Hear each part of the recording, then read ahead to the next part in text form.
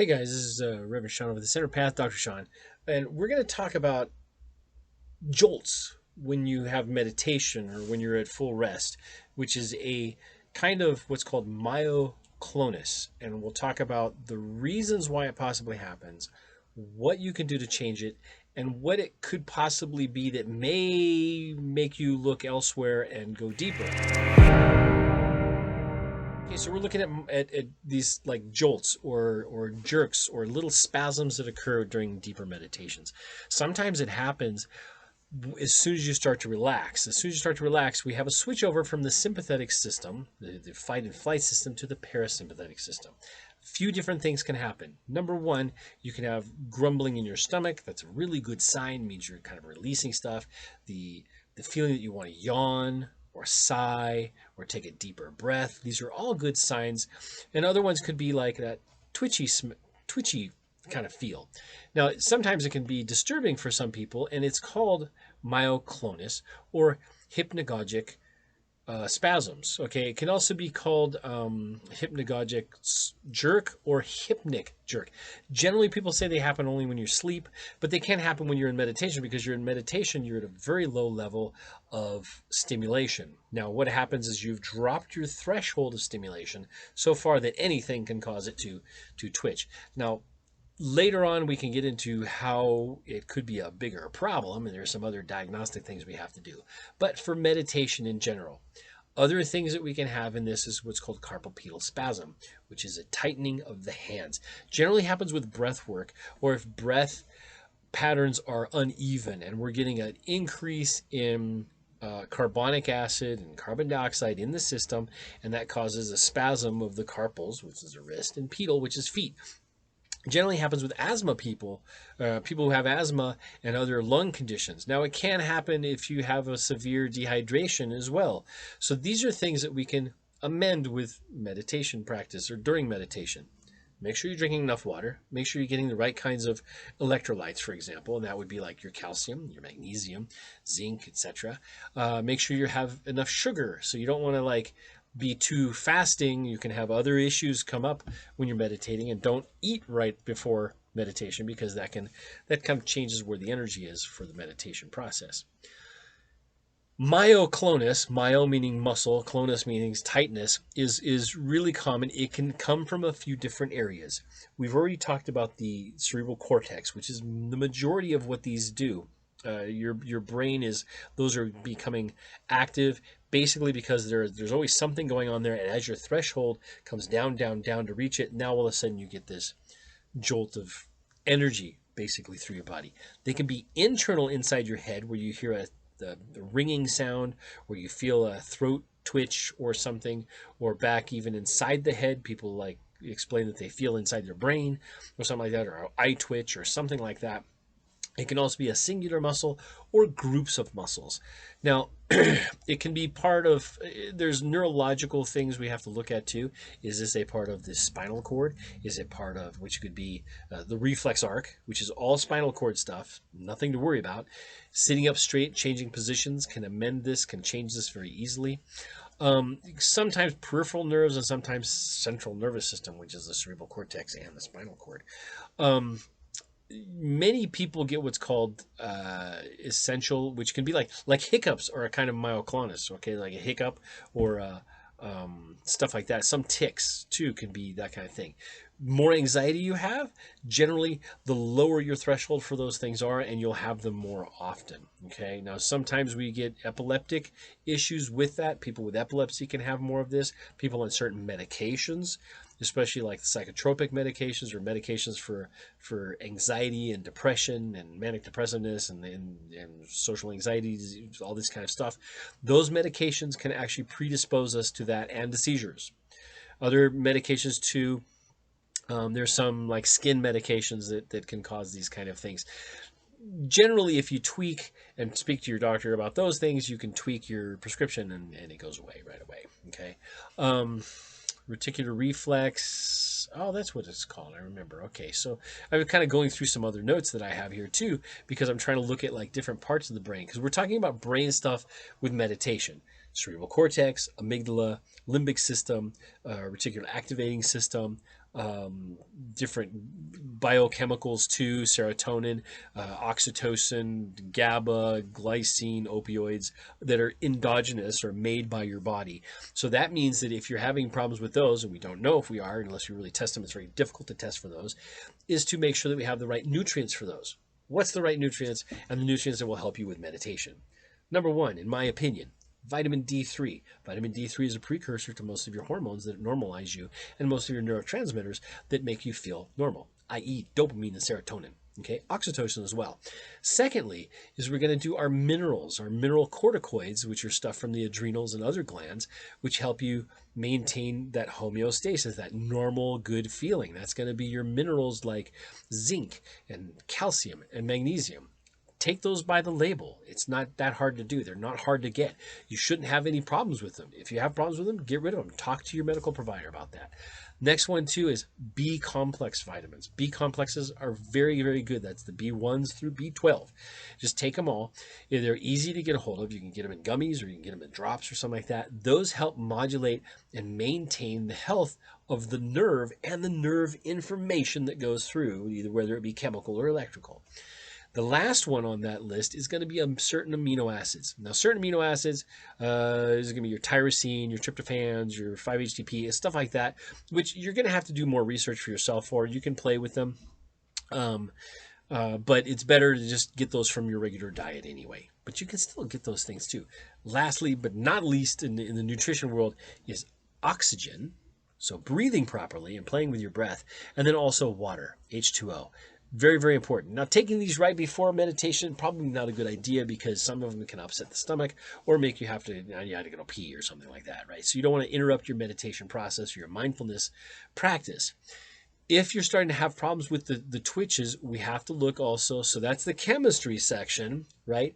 Physically, what's going on? Are we sitting up straight? Are we sitting too long? Are we building up lactic acid, which is from holding a position too long and those muscles fatigue and then they build up lactic acid because there's no oxygen exchange. This is why in temples and monasteries, there's always walking meditations included, or jogging meditations, or working meditations. Those are always, always included. In fact, the Bodhidharma, who went to China from India, saw that the monks there were just kind of like sitting and wasting away, and that's not the way to increase the power of the brain and to achieve less suffering. Okay, we say enlightenment, but we're looking at less suffering, right? So we're trying to get some realization of things, but that also takes some work. So he had them start doing some workouts that eventually turned into Kung Fu and Shaolin practices of Kung Fu, which was already there at the time. But we started using that as a way to exercise and a way to get the body to work well too, because if the body is failing, what use is the mind? Right? Now, if your body has problems, you may want to like look at getting other things going, modifying your technique, whatever it may be. It may be sitting on a chair, it may be sitting on straight on the floor, it may be sitting on a bolster, or change the bolsters. There's nothing wrong with that, and that's actually really, I would say, very good if you're doing those kind of things, because we're working on the mind, we're working on the brain, right? Yoga is trying to combine those two, the brain and the mind and the body, get those things to work together. It's a little different technique. In meditation, what's your goal? What's your process? What's your practice? As we get into those, we can use this to help us with that spasmy kind of those jolty feelings. Now, also look up my disturbing thoughts and rain technique, which is, first point is to recognize. Okay, you want to recognize that you're having these muscle spasms. That's a fine thing to do. The second thing is going to be accept that they're there passively. Observe them. We're not judging them. We're not giving them labels. We're not freaking out, giving us other diagnoses, thinking that we have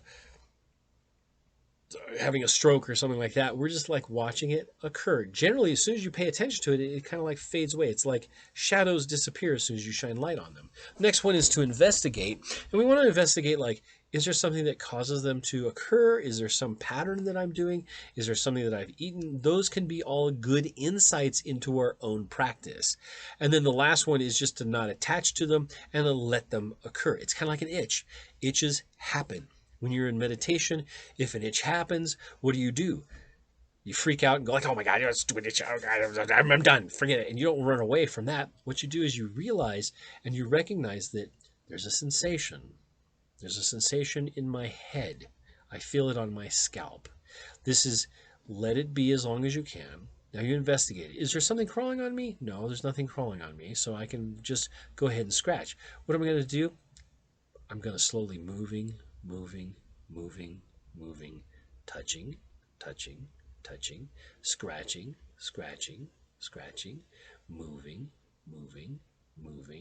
back to breath, right? As we do that, we become calmer in our response to those physical things that happen, and then we can let it occur and be less taken back by it, less surprised by it as well.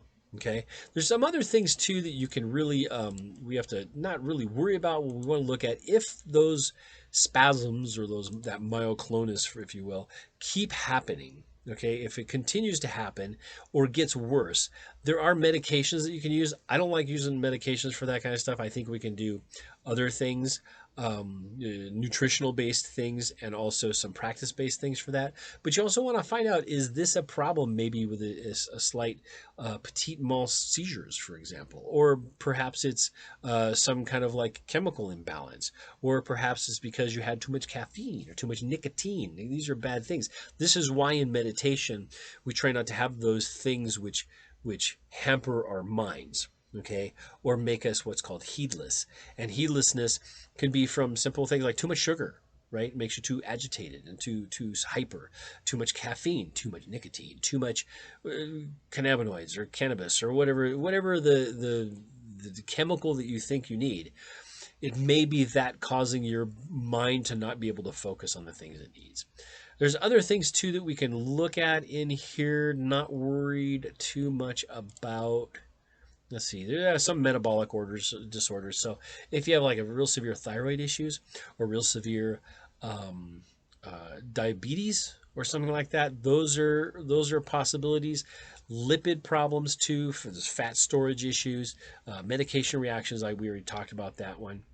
Wow, this one even, there's one I'm reading here on the Mayo Clinic. It even mentions coronavirus, which don't worry about that. That's not, no. Nervous system, other things too. We can look at like, is there brain issues? If it continues or expands or gets worse, we have to look at the brain and spinal cord. We have to look at the physical parts of those. And so an MRI may be indicated, but that's way off. Most people, it's just like a hiccup. It kind of comes and you're like, whoa, that was weird. Or you get a buzzing sensation or a tingling sensation, whatever it may be. That's a normal part of meditation practice. Let me repeat that. That's a normal part of meditation practice.